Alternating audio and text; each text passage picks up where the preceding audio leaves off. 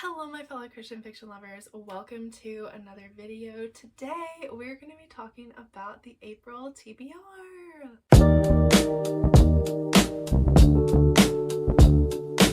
I have these 9 books that I am hoping to read this next month. Is it a bit ambitious? Probably, but I think I could maybe do it. I don't know. We'll see. The dog is at the door. Let me go let him in.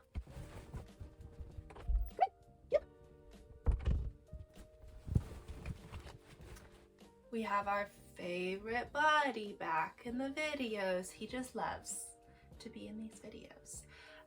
Anyway, I am doing a couple of different things to guide my April TBR, or I did a couple of different things, but the main thing I'm doing is I am trying to fulfill all of the Read Happy readathon prompts that a couple of different booktubers are co-hosting with each other. I can't remember everybody who's co-hosting it. I'll try and find some of the announcement videos for it and put those in the description. I thought it sounded really fun and I've never really participated in a readathon before, so I'm gonna attempt to do that this month, and I definitely am doubling up on some of the prompts just so that I can also fulfill my own reading challenges and goals. But yeah, we'll get into it. So most of the things I'm talking about, if I'm like, it fulfills this prompt, is related to that readathon, and I'm not necessarily going to go through every single one. I'm more just going to talk about the book and then if it fulfills it. So with that out of the way, let's just jump into it. First and foremost, I'm going to read The Lost Heiress this month. This is the 4th time this book has been in a TBR video, and quite honestly, I'm tired of it because I just need to read this book and stop doubting that it's going to be good. I have no idea why I am doubting that it's going to be good, because I have loved everything I've ever read by Roseanna and White. So we're gonna do it. I'm literally gonna start this book today because this is getting ridiculous, and I feel like this book is mad at me because I keep putting it off, which is obviously dumb, but you know what I'm saying? We're gonna read this book. It's gonna happen. My dog is gonna make sure it happens. Yes, he's gonna make sure it happens.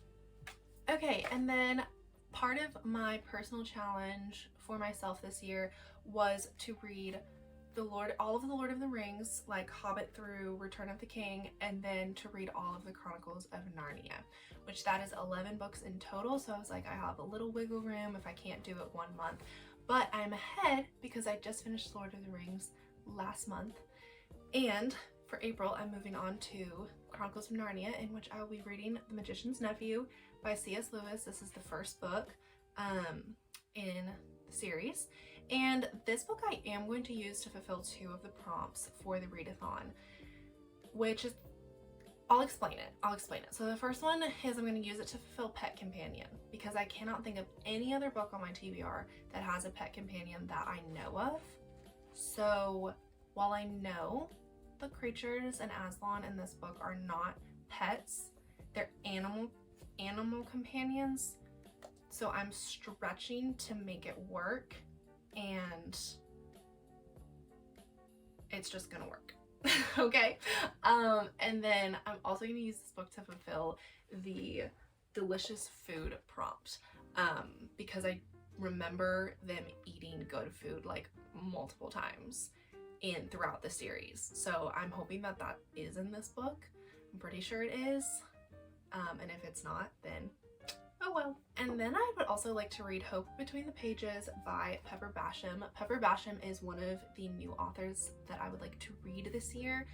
Well, new to me authors. She's been writing for a while. I know people love Pepper Basham, and this book has been on my TBR for a couple of years now, so I am really looking forward to getting to it. This one could potentially fulfill the favorite hobby prompt, which I have another book picked out for that, but the back says, uncover the story behind a 100-year-old bookish love note, which obviously books are my favorite one of my favorite hobbies, so could maybe have to do with that, but it's short.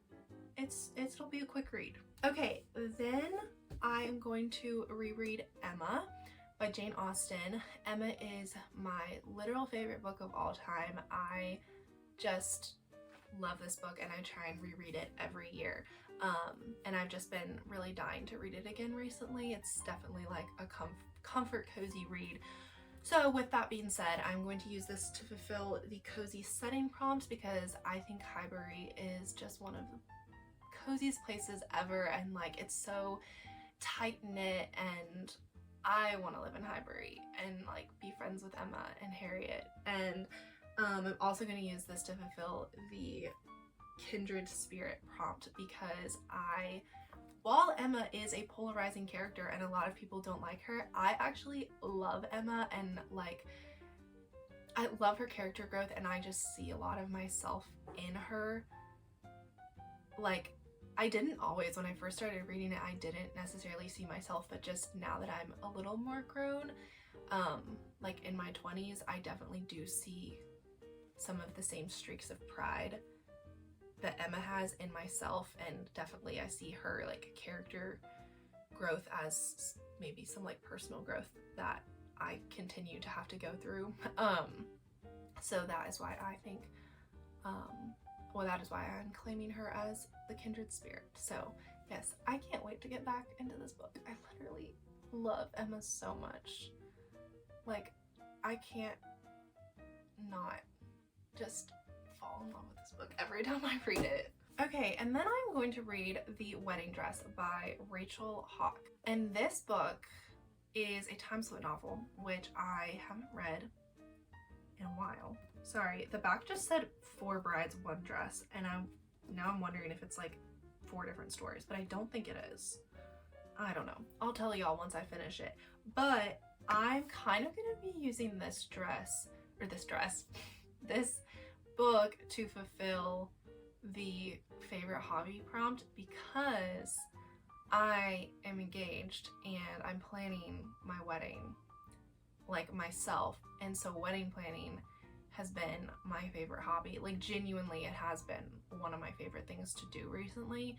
So I thought that would just be a fun little like tie-in. And honestly, like, I've heard about this book a lot, but I wasn't really like wanting to read it until I saw it in a secondhand shop like a couple of weeks ago, and I was like, this would be fun to read while I'm engaged too, and like am doing all of the wedding stuff. So I'm gonna do that. Okay, then I'm going to read the Hudson collection by Jocelyn Green. This is the second book in the On Central Park series, and this book follows one of the roommates of the main character of the first book, and then the third book will follow the third roommate. I'm pretty sure. Not pretty sure, I know, I read the description. Anyway, I loved the first book, so I am so excited to get into this one and get back into this world, and I hope I love it just as much. But I'm gonna use this book to fulfill the community prompt because the 3 roommates in these books have, well, at least in the first book, they had really great community with each other, and they were like sister type of friends, and I thought it was really sweet, and I loved the community and friendship they had with each other. So that's the vibe I'm going for with this one. Okay, and then I'm gonna read Appalachian Song by Michelle Shocklee. I have heard so many good things about this book. I've also heard so many people say on BookTube that they're going to be reading this book this month, so count me in. I don't want to have FOMO. I need to join the club, and it's been enough time since I read The Women of Oak Ridge that I feel like I'm ready to get into this one. I have a thing, this is just a personal thing, but I have a thing about not reading the same author too quickly unless it's a series. So like the On Central Park series, it's okay for me to keep reading that because it's a series, but this book and the last one I read by her are both standalones, so I like to give them at least like a month's break. That's might be strange, but it's just kind of like what I do. So I'm ready, I'm excited, and I can't wait to get into it. Oh, also this book is going to fulfill the healthcare worker prompt in the Christian fiction bingo because it deals with a midwife, which like I would not have thought that that would have worked, but Jeanette herself is doing it. So I'm gonna say it's okay. And then finally, I am going to read, hopefully, The Lumber Baron's Wife by Lynn Austen. This is Lynn Austen's most recent release. I pre-ordered it and got it recently, and I want to try and read it soon. Do I know what it's about? No. I haven't really told you what any of these books are about.